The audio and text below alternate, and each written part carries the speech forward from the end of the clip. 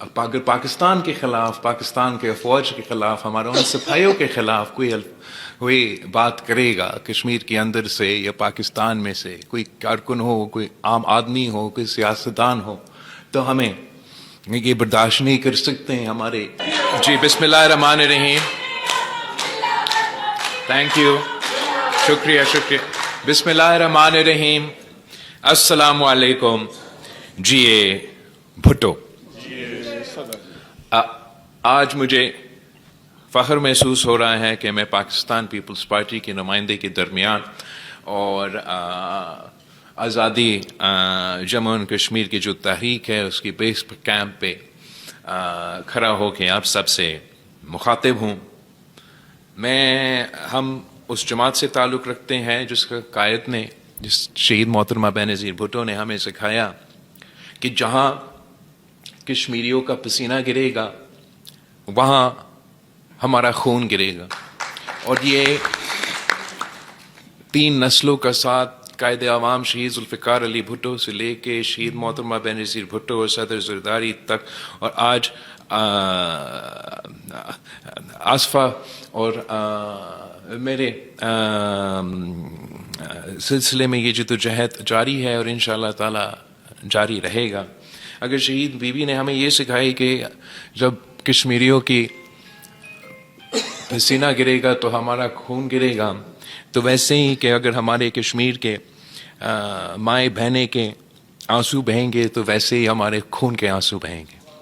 اگر ہمارے کشمیریوں کے خلاف کوئی غلط زبان استعمال کریں گے، ان کے خلاف بولیں گے تو ہمارا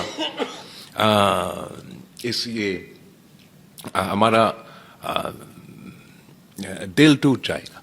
اگر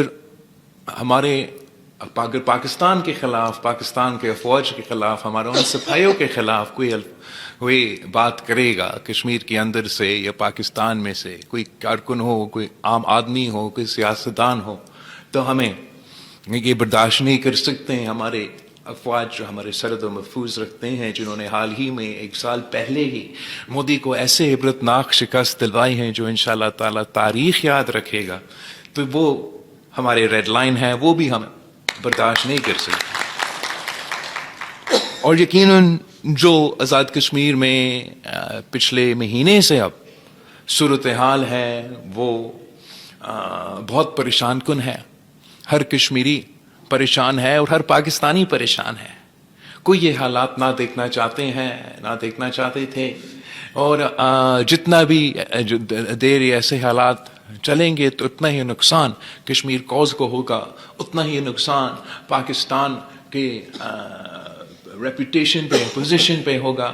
اور اس وقت جب عالمی سطح پر آپ کے سامنے دنیا بھر میں بڑی بڑی تبدیلیاں ہو رہی ہیں، عالمی سطح کی سازشیں چل رہی ہیں، اور ان تمام سازشوں میں پاکستان کا جو کردار ہے، ہمارا فیلڈ مارشل کا جو کردار ہے، وہ آپ کے سامنے ہے. اسرائیل کی سازش ہے ایران کے خلاف، تو وہاں پاکستان اپنا کردار ادا کر رہا ہے. بھارت کے حملہ کو جواب دینا ہے تو پاکستان اس حملہ کا جواب دے رہا ہے. چاہے وہ بھارت اپنے ہوائی جہاز بھیجے تو ساتھ کے ساتھ ہوائی جہاز گرائے جاتے ہیں، چاہے وہ بھارت اپنے ایجنٹس کو، اپنے دہشت گردوں کو، اپنے نمائندے کو افغانستان کے ذریعے بلوچستان اور پختونخوا پہ حملہ کرنے کے لیے بھیجتے ہیں، تو وہاں پاکستان کے افواج ان کو جواب دے رہے ہیں. چاہے مودی ہمارا اندس کو، ہمارا سندھو کو ہتھیار کے طور پہ استعمال کر کے پاکستان کے خلاف اور ہمارا دریا کے خلاف اور اس سنتاس معاہدہ پہ حملہ کر رہا ہے، تو وہاں پورا پاکستان کشمیر سے لے کے سندھ اور بلوچستان تک ہم سب تیار ہیں ان کو جواب دینے کے لیے. اور ہم سب پہ یہ ذمہ داری ہے کہ جب ہمیں نظر آ رہا ہے کہ یہ حالات کچھ ایسے ہیں، جب سب کو پتا ہے کہ ایران میں یہ جنگ شروع ہونے سے پہلے یہ نیتنیاہو اور نیتنیاہو کا جو ٹیمو ورژن ہے وہ ساتھ تھے اسرائیل میں، تو سمجھنا چاہیے کہ عالمی قوت تو آپ کے خلاف یہ موقع ڈھونڈ رہے ہیں کہ پاکستان کے اندر ہم پاکستان کو کیسے، خاص طور پہ جب پاکستان ہی مسلم امہ میں ہمارا مقابلہ کر رہے ہیں، ہمارے سازشوں کو ناکام کر رہے ہیں، ہم پورا دنیا کو جنگ کی لپیٹ میں لے کے ڈالنے کی سازش ہے، اور اس کا مقابلہ صرف اور صرف پاکستان کر رہے ہیں اس وقت. تو ہم سب کو سوچنا چاہیے، پاکستان کے سیاستدان کو سوچنا چاہیے، کشمیر کے سیاستدان کو سوچنا چاہیے، کارکنوں کو سوچنا چاہیے، عام آدمی کو سوچنا چاہیے، احتجاج کرنے والوں کو سوچنا چاہیے، پالیسی بنانے والوں کو سوچنا چاہیے کہ ان حالات میں ہمیں رسپانسبلی اپنا لفظوں کا چناؤ کرنا چاہیے، سیاست کرنا چاہیے، لیکن سیاست کو اس طریقے سے کرنا چاہیے جہاں سے کوئی پاکستان کی مخالف، پاکستان کی دشمن ہمارا